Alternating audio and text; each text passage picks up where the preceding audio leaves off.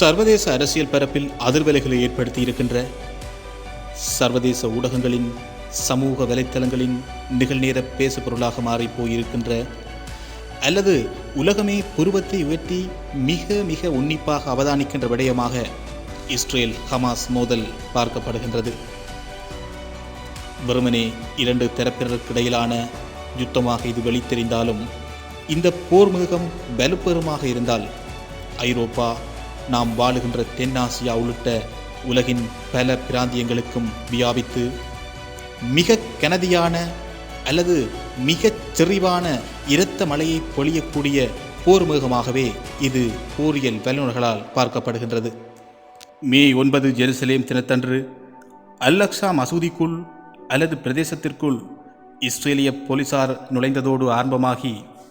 Hamas அமைப்பின் ஏவுகணை தாக்குதல்கள், இஸ்ரேலின் பதில் வான் தாக்குதல்கள் என நீளும் இந்த போரின் ஆயுட்காலம் அல்லது இந்த போரின் எதிர்கால நிகழ்ச்சி நிரல் தமது அரசியல் இச்சைகளை தீர்க்க எத்தனிக்கும் வல்லரசு நாடுகளின் நிலைப்பாடுகள், அமெரிக்காவின் ராஜதந்திரம், ஹமாஸ் அமைப்பின் மறைமுக ஆதரவு நாடுகளின் நிலைப்பாடு ஆகிய விடயங்களை அடிப்படையாக கொண்டே தீர்மானிக்கப்படும் என்றால் மிக இல்லை.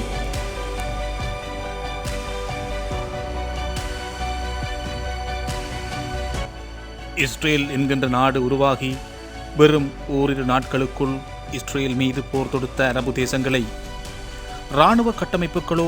புலனாய்வு வலையமைப்புகளோ இல்லாமல் வெறும் மனோதிடத்தை மாத்திரம் மூலதனமாக கொண்டு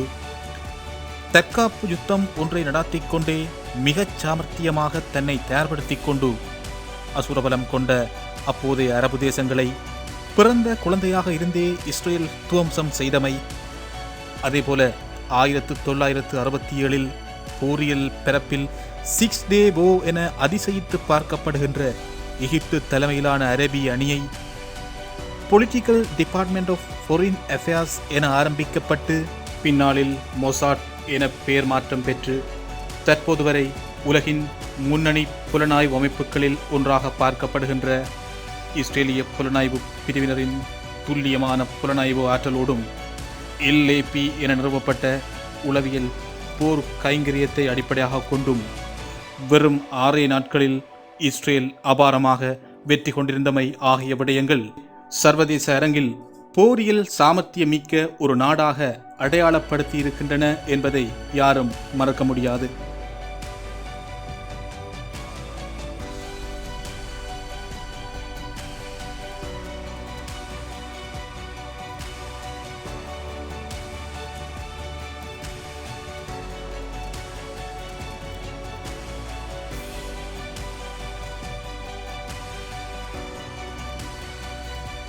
இராணுவ வீரர்களின் எண்ணிக்கை, போர்க்கருவிகள், இராணுவ உட்கட்டமைப்பு, மிலிட்ரி பட்ஜெட் ஆகிய விடயங்களை அடிப்படையாக கொண்டு சர்வதேச இராணுவ தரப்படுத்தலில் இஸ்ரேல் 20வது இடத்தில் இருப்பதாக சொல்லப்பட்டாலும் இராணுவ சக்கரத்தின் அச்சாணியாக பார்க்கப்படுகின்ற புலனாய்வுத் துறையின் திறன் மற்றும் போரியல் அணுகுமுறைகள் ஆகிய விடயங்களை கருத்தில் கொண்டால் இஸ்ரேல் சர்வதேச இராணுவ தரப்படுத்தலில் முன்னணி இடமொன்றை பெறும் என்பது திண்ணம். இஸ்ரேலின் பலம் இவ்வாறு இருக்க, காசாம் 123 தொடங்கி A120 வரை பரிணமித்திருக்கின்ற ஹமாஸ் இயக்கத்தின் ஆயுத பயன்பாடு, இஸ்ரேல் எதிர்ப்பு நாடுகளோடு ஹமாஸ் ஏற்படுத்தியிருக்கின்ற வலையமைப்பு, இஸ்ரேலின் மேல் அசாதாரணமாக அடிக்கடி கை வைக்கும் அல்லது சீண்டும் ஹமாஸின் துணிவு ஆகிய விடயங்களை அடிப்படையாக கொண்டால் ஹமாஸை ஓரளவுக்கு பலமான இயக்கமாகவே பார்க்க வேண்டியிருக்கின்றது. கடந்த சில தினங்களில் ஹமாஸ் இயக்கம் நூற்றுக்கணக்கில் ஆயிரக்கணக்கில் ஏவுகணைகளை இஸ்ரேல் மீது செலுத்தியிருப்பது ஹமாஸின் ஆயுத பலத்தை அல்லது ஆயுத கிடைப்பனவை குறைத்து மதிப்பிடக்கூடாது என்கின்ற சமிக்ஞையை இஸ்ரேலுக்கு வழங்கியிருப்பதாகவே தெரிகின்றது. ஹமாஸின் மிகச் செறிவான எறிகணை ஏவுகணை தாக்குதல்களில் இருந்து இஸ்ரேல் அயன் டோம் என்கின்ற தனது பிரம்மாஸ்திரத்தை பயன்படுத்தி தப்பித்திருக்கின்றது. அமெரிக்காவின் நிதி தொழில்நுட்ப உதவியோடு மேம்படுத்தப்பட்ட 90% எதிர்ப்பு திறன் கொண்ட அயன் டோம் வான் பாதுகாப்பு முறைமையோடு ஸ்கை ஹண்டர் எனப்படுகின்ற ஒரு வான் பாதுகாப்பு முறைமையையும் இஸ்ரேல் தன்வசம் வைத்திருப்பதாக சொல்லப்படுகின்றது. அயன்டோம் வான் பாதுகாப்பு முறைமையின் அசாத்திய ஆற்றல் ஹமாஸ் அமைப்புக்கும் அல்லது இஸ்ரேல் எதிர்ப்பு நாடுகளுக்கும் ஒருவேளை இஸ்ரேலுடன் போர் புரிய நேர்ந்தால் மாற்று போரியல் வியூகங்களை வகுக்க வேண்டும் என்பதை மறைமுகமாக உணர்த்தி நிற்கின்றது.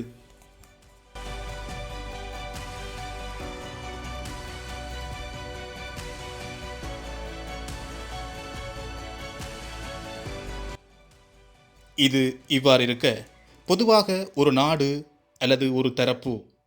போர் நடவடிக்கைகளில் ஈடுபடும் போது அல்லது மட்டுப்படுத்தப்பட்ட தாக்குதல் ஒன்றை நடாத்தும் போது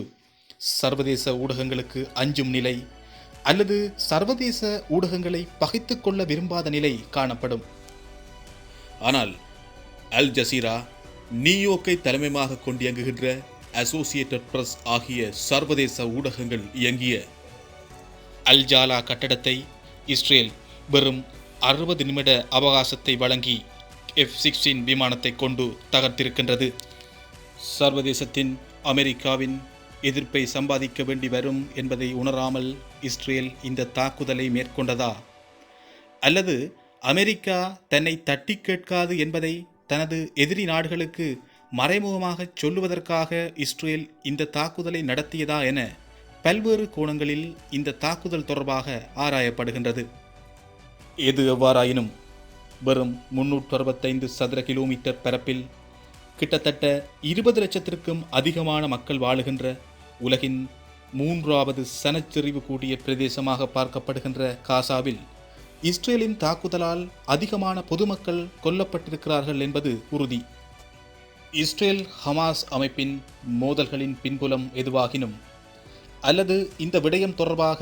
வல்லரசுகளின் உள்நோக்கம் எதுவாகினும் பாதிக்கப்பட போவது அப்பாவி மக்களே என்பதுதான் அமைதியை விரும்பும் நாடுகளின் கவலை. ஐநா பாதுகாப்பு சபை கூட்டத்திலும் இந்த விடயம் தொடர்பான நிரந்தர தீர்வுக்காக எந்தவிதமான பரிந்துரைகளும் முன்வைக்கப்படாத நிலையில் ஐநாவின் பாதுகாப்பு சபையின் நிரந்தர உறுப்புரிமை நாடாக வீட்டோ அதிகாரம் கொண்ட நாடாக காணப்படும் அமெரிக்கா மனித உரிமை மீறல்களிலிருந்து சர்வதேச விசாரணைகளிலிருந்து பாதுகாக்கும் என்கின்ற அதீத நம்பிக்கை இஸ்ரேலுக்கு இருப்பதாகவே தெரிகிறது.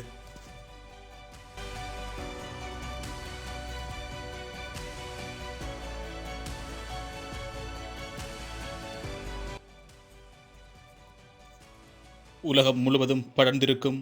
உலகின் ஒவ்வொரு நிகழ்ச்சியையும் மறைமுகமாக தீர்மானிக்கும் புலனாய்வு அமைப்பாக பார்க்கப்படுகின்ற இஸ்ரேலின் மொசாட் இஸ்ரேலின் பலத்தை நிரூபிப்பதற்காகவும் அல்லது அமெரிக்கா இஸ்ரேலுக்கு எப்போதும் பக்கபலமாக இருக்கும் என்பதை வலியுறுத்துவதற்காகவும் இப்படியொரு போரை அல்லது சூழலை வலிந்து உருவாக்கியதா அல்லது ஹமாஸ் இயக்கத்தை உருவாக்க தூண்டியதா என்கின்ற ரீதியிலும் இந்த விடயத்தை பார்க்க வேண்டும். காசா பிரதேசத்தின் நீர், மின்சாரம் உள்ளிட்ட உட்கட்டமைப்புகளை சிதைத்து ஹமாஸின் முன்னணி தலைவர்களை கொன்று ஹமாஸ் இயக்கத்தின் உடனடியான அல்லது தீவிரமான அடுத்த நகர்வை இஸ்ரேல் தடுத்திருந்தாலும் அரபு தேசத்தின் அரசனாக தன்னை சித்தரிக்க எத்தனிக்கும்